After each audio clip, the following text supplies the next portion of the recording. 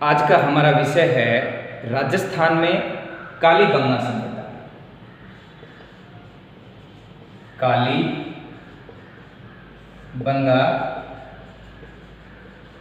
सभ्यता। कालीबंगा सिंधी भाषा का शब्द है और जिसका अर्थ होता है काले रंग की चूड़ियाँ या काली चूड़ियाँ, कालीबंगा। ये कालीबंगा वर्तमान में पीलीबंगा हनुमानगढ़ जिले में स्थित है। कालीबंगा एक स्थान का नाम है जिसके शाब्दिक अर्थ की बात करें तो काले रंग की चूड़ियाँ या काली चूड़ियाँ सिंधी भाषा का शब्द है और ये स्थल पीलीबंगा हनुमानगढ़ जिले में स्थित है। हनुमानगढ़ जो पहले गंगानगर जिले का भाग था और गंगानगर से अलग करके 1997 में हनुमानगढ़ बना दिया गया। अब हम बात करते हैं सभ्यता। सभ्यता संस्कृति का ही एक रूप है। सभ्यता और संस्कृति में एक मोटा मोटा ये डिफरेंस होता है कि सभ्यता जहाँ मानवीय आचरण का बाहरी रूप है वहीं संस्कृति मानवीय आचरण का आंतरिक रूप। हम सिंपल सी साधारण सी भाषा में बोल देते हैं राजस्थान की संस्कृति या ग्रामीण संस्कृति या नगरीय संस्कृति या हरियाणा की संस्कृति। अब यहाँ संस्कृति से तात्पर्य वहाँ के लोगों का रहन सहन, खान पान, वेशभूषा, कला, साहित्य, मतलब उसमें उनकी वो संस्कृति दिखाई देती है और उसी का ही रूप है एक सभ्यता। बस हम इसको इस तरीके से मोटे रूप में इस प्रकार समझ सकते हैं कि सभ्यता जहाँ भौतिक पक्ष को दर्शाती है वहीं संस्कृति मानसिक या बौद्धिक पक्ष को, या हम यूँ कहें कि सभ्यता अगर शरीर है तो संस्कृति आत्मा। अब चूंकि हम पढ़ेंगे कालीबंगा सभ्यता के बारे में कि जो कालीबंगा के जो लोग थे उनका किस प्रकार से रहन सहन था, क्या खाते पीते थे, क्या उनकी लाइफ स्टाइल थी। देखो विद्यार्थियों, कालीबंगा सभ्यता पढ़ाने से पहले मैं आपको थोड़ा सा बता दूं कि मानव जीवन की असली शुरुआत, मतलब जब मनुष्य ने एक व्यवस्थित जीवन जीना शुरू किया था, उसकी शुरुआत हम सभ्यताओं से ही मानते हैं। और विश्व में जो प्राचीनतम सभ्यताएं हैं कि जहां से मानव जीवन की शुरुआत हुई, मिस्र, मेसोपोटामिया, चीन और हड़प्पा। मतलब विश्व में अगर हम सभ्यताओं के विकास की बात करें तो ये सभ्यताएं सबसे प्राचीन हैं, जिसमें भी हम मेसोपोटामिया को सभी सभ्यताओं की जननी कहते हैं। मतलब जब विश्व में मिस्र, मेसोपोटामिया, चीन सभ्यताओं का विकास हो रहा था, मानव जीवन ने व्यवस्थित रूप लेना शुरू कर दिया था, उस समय भारत में भी, इस क्षेत्र में भी हड़प्पा नामक सभ्यता का विकास हो रहा था, जिसे हम सिंधु घाटी सभ्यता भी बोलते हैं। सिंधु घाटी सभ्यता भी बोलते हैं। और ध्यान रखना विद्यार्थियों, ये सभी सभ्यताएं किसी न किसी नदी के किनारे विकसित हुई है, क्योंकि पानी मनुष्य की एक आवश्यकता है। और प्राचीन समय में जब भी कोई मनुष्य कहीं पर भी अपना बसेरा बसाता था तो वो यही देखता था कि भाई वहाँ पर पानी पर्याप्त मात्रा में उपलब्ध हो। तो ये जितनी भी सभ्यताएं हैं, चीन हांगो नदी, मेसोपोटामिया, दजला फरात नदी, मिस्र काहिरा, हड़प्पा रावी नदी, ये सारी सभ्यताएं इन नदियों के किनारे विकसित हुई है। हमारी जो कालीबंगा सभ्यता जिसकी हम बात करेंगे वो इसी हड़प्पा सभ्यता का एक भाग है, कालीबंगा, और जो कहाँ पर, राजस्थान के हनुमानगढ़ जिले में।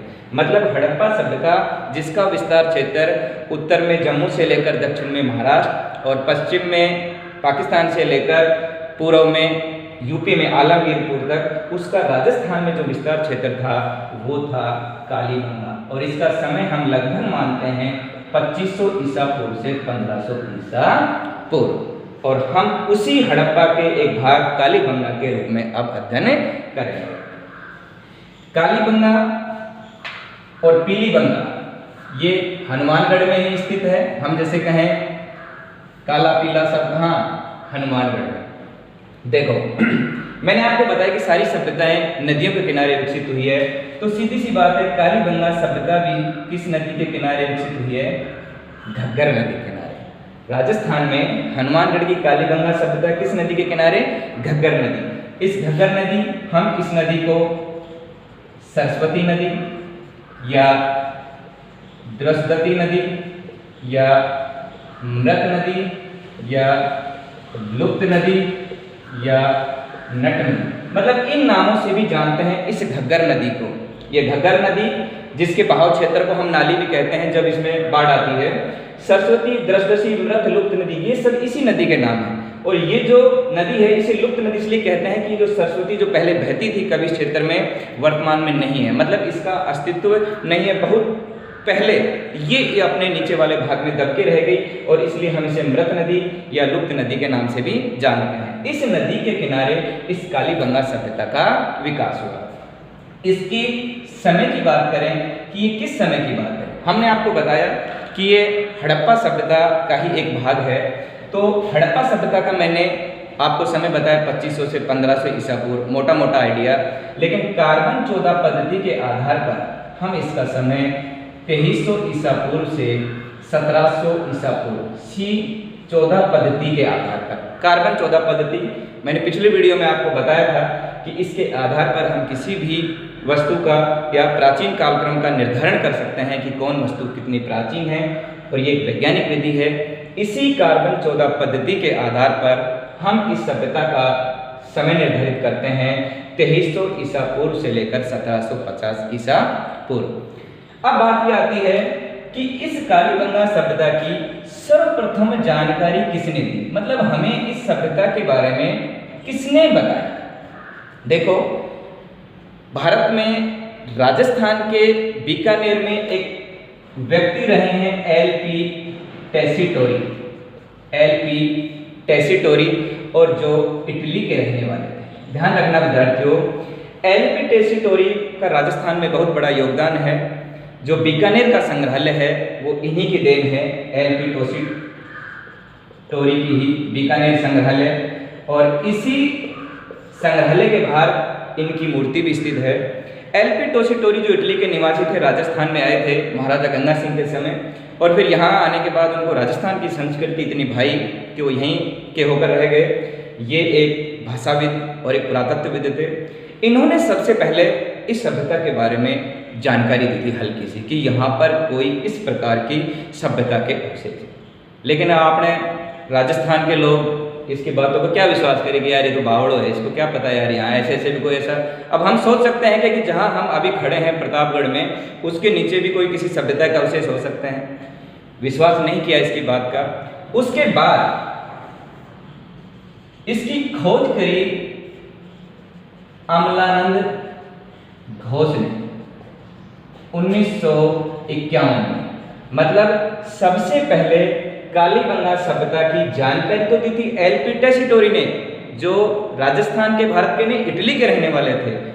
इसकी खोज करी अमलानंद घोष ने 1951। मतलब अमलानंद ने यह घोषणा कर दी कि यहाँ पर वास्तव में कोई सभ्यता के अवशेष हैं। टेसीटोरी ने सिर्फ टेस्ट किया था, जांचा था। इस तरीके से ध्यान रखना, एल.पी. टेसीटोरी ने टेस्ट किया था, चेक किया था कि यहाँ पर सभ्यता के अवशेष हैं या नहीं है। उन्होंने बताया कि हाँ हो सकता है कि यहाँ कोई सभ्यता है। उसकी फिर खोज की अमलानंद घोष ने। मतलब अमलानंद ने पूरी तरीके से घोषणा कर दी कि बिल्कुल यहाँ कोई ना कोई सभ्यता के अवशेष विद्यमान है। उसके बाद विस्तृत पैमाने पर जो उत्खनन कार्य हुआ है वो किया है ब्रजवासी-लाल और बालकृष्ण थापड़। इस ब्रजवासी-लाल को हम बीबी लाल भी बोलते हैं, बीबी लाल, और इसको हम बीके थापड़ भी बोलते हैं। इस तरीके से ध्यान रखना, ब्रजवासी, ब्रज का रहने वाला, और ब्रज क्षेत्र भरतपुर मथुरा वाला, और उसमें किसकी पूजा होती है, बालकृष्ण की।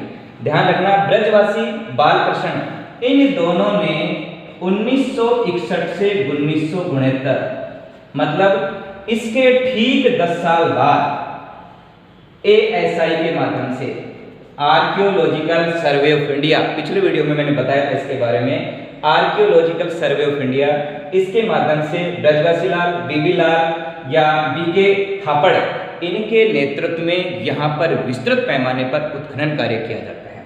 ध्यान रखना, ब्रजवासी, बालकृष्ण, ब्रज क्षेत्र के लोग बालकृष्ण की पूजा करते हैं, भरतपुर मथुरा वाला इलाका। इस तरीके से ध्यान रखना। इनमें एक सहयोग करने वाले और थे M.D. खरे, इनका भी नाम आता है ब्रजवासी लाल, बालकृष्ण थापड़ और एमडी खरे। इन्होंने यहाँ पर विस्तृत पैमाने पर इस सभ्यता का उत्खनन कार्य किया। ये तो बात थी विद्यार्थियों इस कालीबंगा सभ्यता की सामान्य सी जानकारी कि भाई इसका उत्खनन किसने किया, कहाँ पर ये स्थित है, कौन कौन इससे संबंधित थे। अब हम इसके बारे में कुछ और बातें पढ़ेंगे इस सभ्यता के बारे में। देखो इसके बारे में एक दो चार बातें आप याद रखना कि कालीबंगा की जो सभ्यता है वो सभ्यता नगरीय सभ्यता है। मतलब ये ग्रामीण सभ्यता नहीं है, ये नगरीय सभ्यता है। क्योंकि मैंने अभी आपको बताया था कि कालीबंगा सभ्यता हड़प्पा सभ्यता का एक भाग है, इसका विस्तार क्षेत्र है। जैसे हड़प्पा एक नगरीय सभ्यता है उसी प्रकार कालीबंगा सभ्यता भी क्या है, नगरीय सभ्यता। दूसरी बात यह है ये काश्ययुगीन सभ्यता है।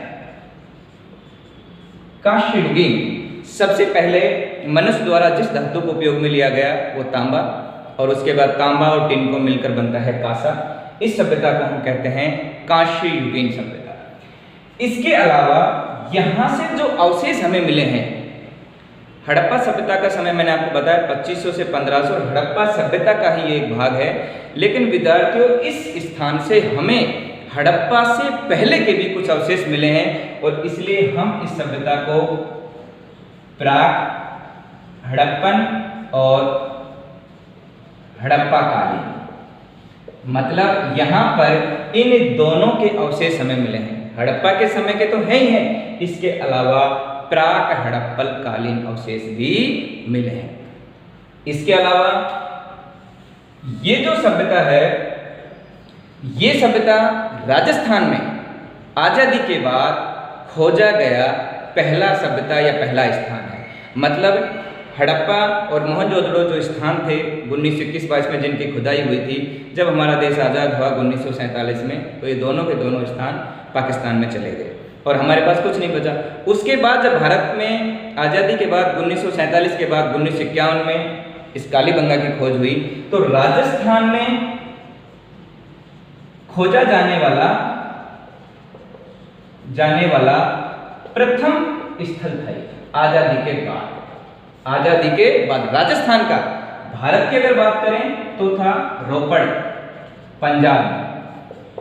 अगर हम भारत की बात करें तो ये था, और अगर राजस्थान की बात करें तो था कालीबंगा। कंफ्यूज मत होना, भारत का पहला स्थान अगर हम आज़ादी के बाद की बात करें तो रोपड़, लेकिन अगर राजस्थान की बात करें तो कालीबंगा।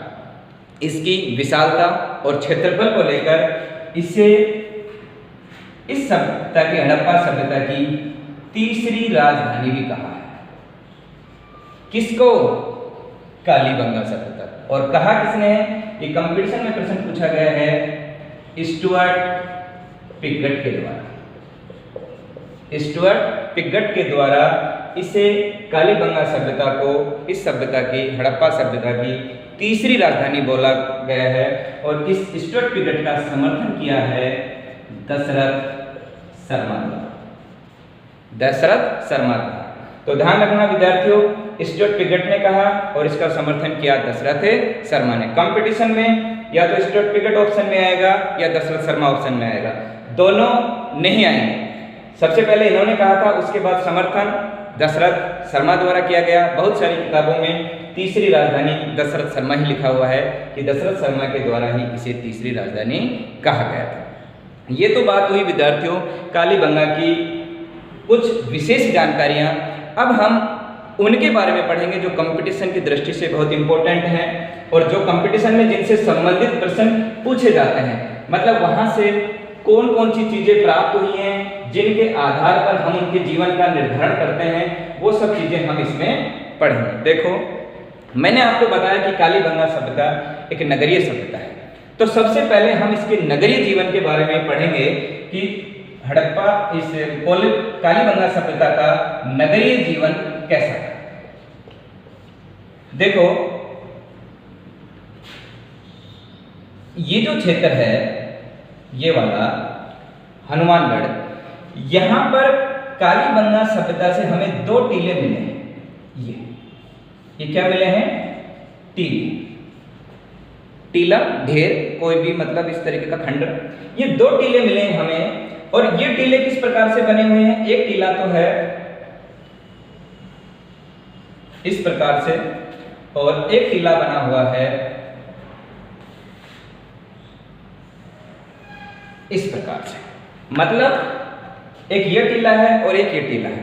ये जो टीला है ये बना हुआ है पश्चिम, इस क्षेत्र में। इधर कौन सी दिशा है? पश्चिम दिशा। तो हम इसको नाम देते हैं पश्चिमी टीला। और ये टीला, इसको हम नाम देते हैं पूर्वी टीला। टीला मिट्टी का, ये पश्चिमी टीला और ये पूर्वी टीला। दूसरी इन टीलों में क्या विशेषता है कि ये जो टीले हैं ये दोनों के दोनों इस प्रकार की सुरक्षा दीवार से घिरे हुए हैं। मतलब ये किससे घिरे हुए हैं? सुरक्षा दीवार से। ये भी और ये भी, दोनों की तरफ क्या है? एक परकोटा बनाया हुआ है दोनों ही टीलों के चारों तरफ। और ये जो नीचे वाला भाग है, ये इधर वाला जो इलाका है, जो टीला मैंने ये बताया पूर्वी टीला, इस टीले की दीवार के ऊपर तो एक कक्ष भी बनाया हुआ है, एक कमरा बनाया हुआ है। ऐसा मानते हैं कि ये कमरा किसी द्वार रक्षक का रहा होगा। मतलब जो कोई इसमें आता होगा और इस जगह की रक्षा करने के लिए कमरा बना दिया और उस गेट के ऊपर जो व्यक्ति बैठता होगा उसके लिए ये कमरे का निर्माण कर दिया गया।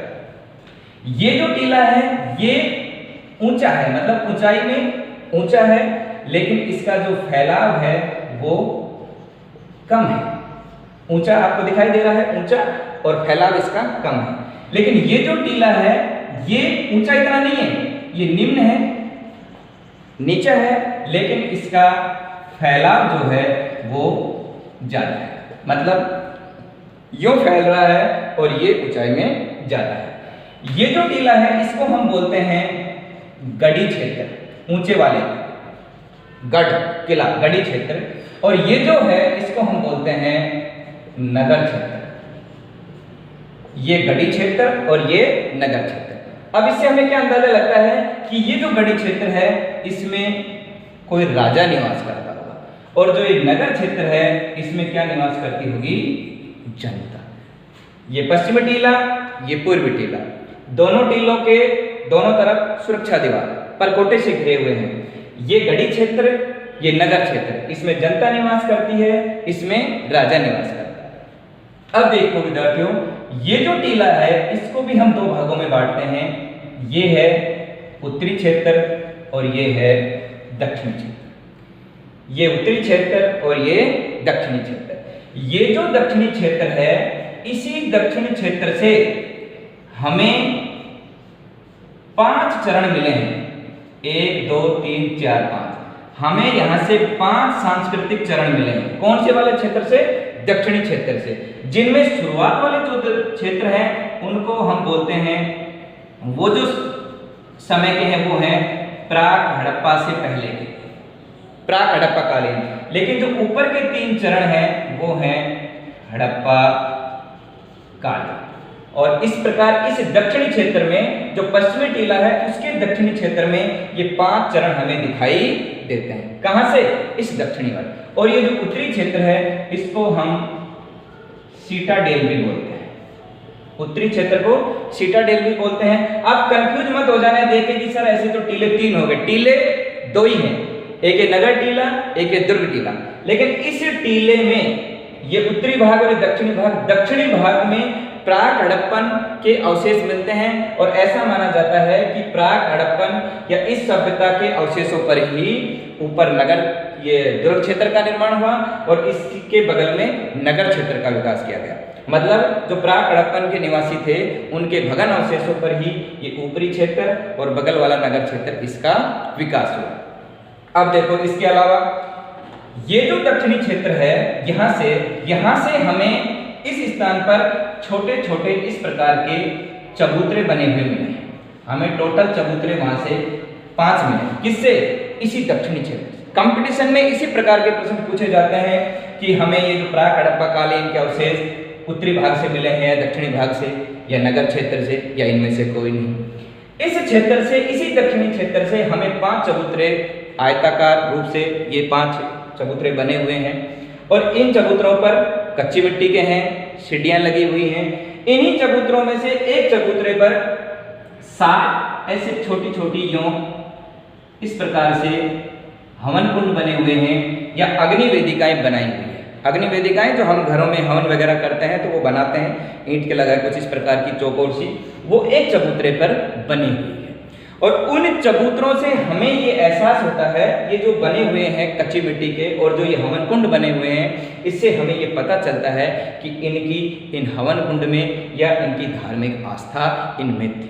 इसी प्रकार इन्हीं में से एक अग्निवेदी में या एक हवन कुंड में हमें अवशेष मिले हैं चावल के दाने के या मांस के। अब मांस के अवशेष मिले हैं, उससे हमें क्या लगता है कि उस समय क्या प्रथा रही होगी, पशु बलि, मतलब हवि के रूप में जो हम हवन सामग्री डालते हैं इस तरीके से हवन में होम करते हैं तब, तो वो जो हवि के रूप में हम क्या डालते थे उसमें, कोई भी मांस, कोई भी पशु, उसकी बलि देते थे, क्योंकि यहाँ से किसके अवशेष मिले हैं, भुने हुए मांस के। इसके अलावा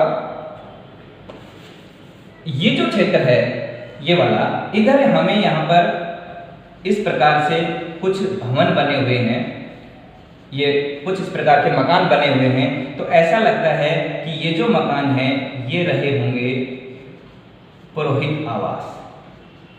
पुरोहित जो प्रमुख रूप से एक मान्य की पुजारी, राजा का जो मुख्य सहायक होता था, ये ऊपर जो बने हुए हैं ऐसा लगता है कि ये किसके निवास थे, पुरोहित के आवास, मतलब इसमें पुरोहित लोग रहते थे।